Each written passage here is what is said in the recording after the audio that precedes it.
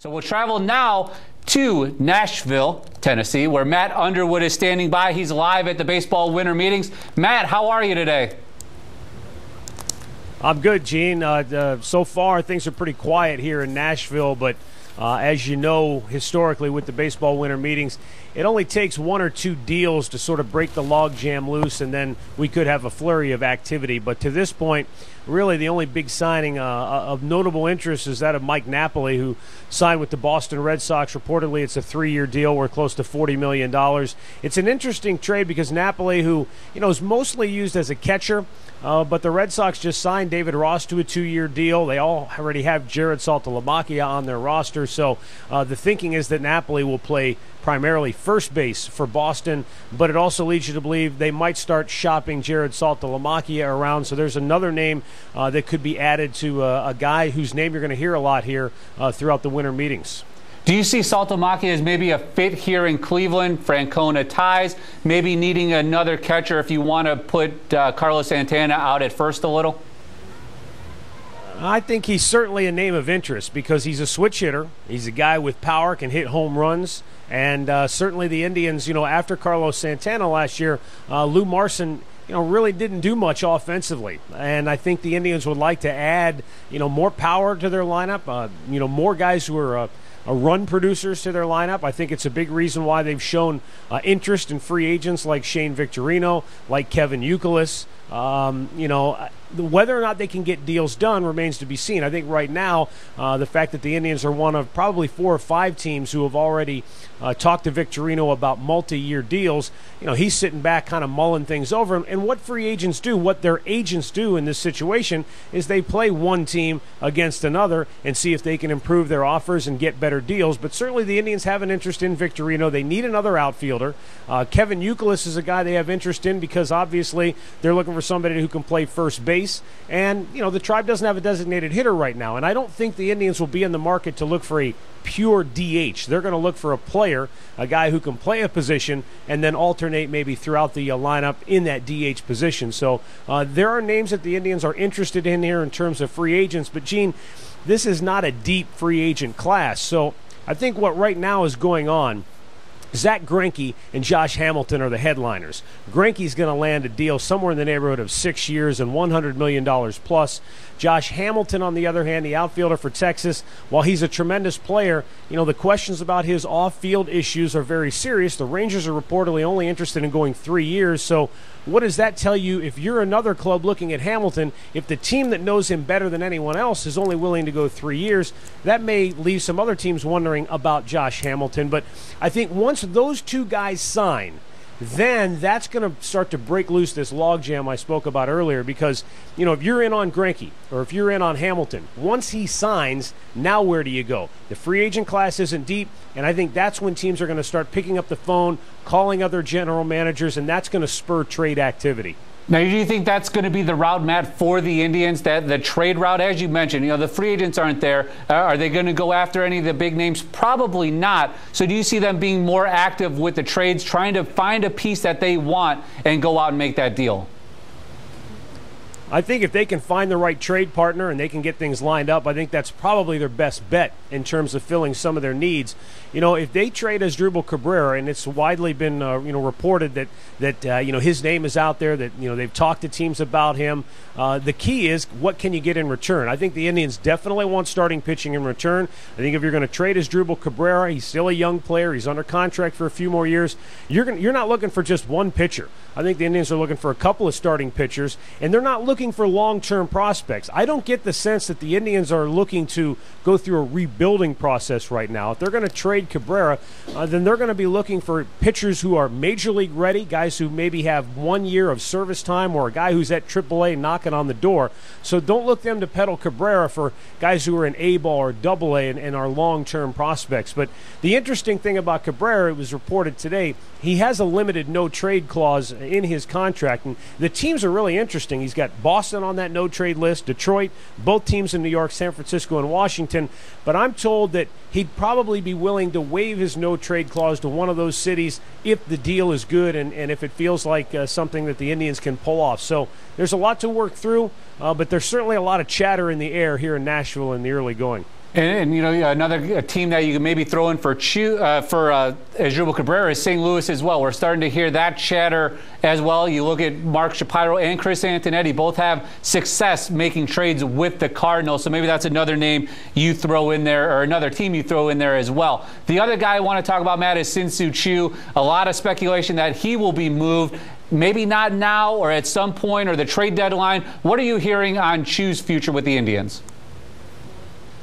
Well, I think right now it looks like he's a guy who is probably not likely to be traded, and there's a couple of reasons. One, he's represented by Scott Boras. Two, he's an impending free agent. So if you're a team that's in on Choo, even if you covet him, why would you trade for him now when he's this close to free agency? And if you're willing to trade for him, really, what do you want to part with? So I think that kind of puts the Indians in a tough spot here, because there's no reason to move him right now. You could wait until the trading deadline in July and probably get as much, if not more, for him then than you could right now, based on where he's at, going into his final year of free agency. So I don't think the Indians can get enough in return right now to really justify trading Choo.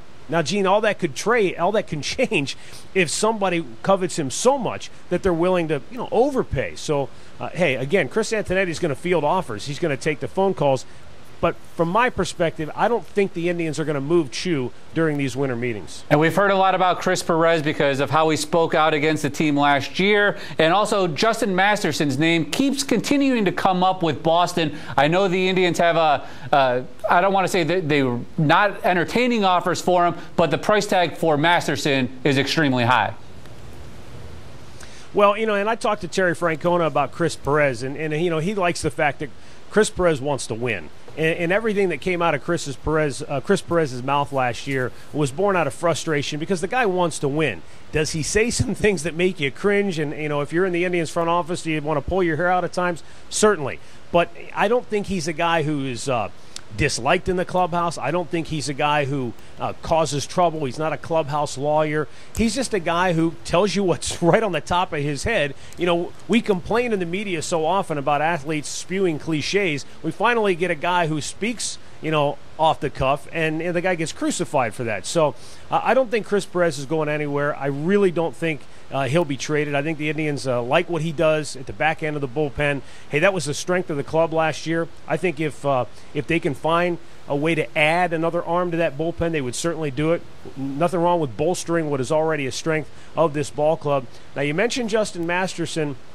That, to me, is an interesting guy, because certainly we have seen flashes of brilliance where Justin Masterson shows you at times that he can be a front-of-the-rotation starter. But because teams out there in baseball right now are desperate for starting pitching, and I mean, you can name almost any club who's anywhere close to contending, they're all looking for starting pitching. So, again, I think the Indians, even though they're looking for starting pitching, if they can get a good haul in return, because in addition to starting pitching, as mentioned, they need a first baseman, they're looking for a left fielder, they need somebody in that designated hitter spot. So I think the Indians are certainly going to field offers for Justin Masterson. And, again, once Greinke signs, and I think that's going to start, teams are going to say, okay, we didn't get Greinke, so let's start picking up the phone. Let's call teams and see who's available. Justin Masterson is going to be on a lot of teams' shopping list. I see, and I want to say it was Paul Hoynes today mentioned Edwin Jackson, the Washington Nationals pitcher. Anything you're hearing on that front of possibly adding another arm, or is it to what you've been saying, let's wait for Greinke and everything else will fall after that? Yeah, I just think, so if you're one of those pitchers, you want Greinke to set the market, because he's going to set the bar high. And once he sets that bar up high, then your agent can sit back and say, okay, Greinke got this. We think we're worth, whatever, with this 4 years, 5 years, and however many millions of dollars. So, Jackson's a guy who, we've seen before. He's another guy who's an interesting pitcher. He's a veteran. He's got the experience you're looking for. But it's my sense that the Indians aren't looking for guys who are in their mid-30s, in the twilight of their career. They want guys who are, at that one-year service level, or guys who are very young, who they feel like once they get them into their organization, they've got them for the long haul and have the best years of their career. So whether or not Jackson falls into those parameters is up for debate at this point. We'll have to wait and see once the thing really starts to get going here in Nashville. And last thing for you, Matt, before we let you go, anything on the AL Central? Any chatter you're hearing with any of the other 4 teams? Well, I think the team that's most interesting to me is the Kansas City Royals. We've already seen Detroit go out. They get Torrey Hunter, and I'm sure they'll continue to try to be active because, their owner, Mike Ilitch, desperately wants to win a world championship, and they have a lot of great pieces in place to do that. But I think Kansas City's a team on the rise. They have a lot of young players, and they feel like they're a starting pitcher or two away from having an opportunity to compete for a Central Division championship and get into the postseason. So they're shopping Will Myers, who is one of their top prospects in the organization. Reportedly, they're also willing to part with a guy like Eric Hosmer if they can get what they really need, which is a #1 starter. They need a front of the rotation starter, a 1 or a 2, to go with some of their young pitchers. If they can swing a deal to get a guy like that, then that certainly puts Kansas City in a very good position. So that's, as far as the rest of the Central Division, that seems to be the most popular chatter that I'm hearing so far.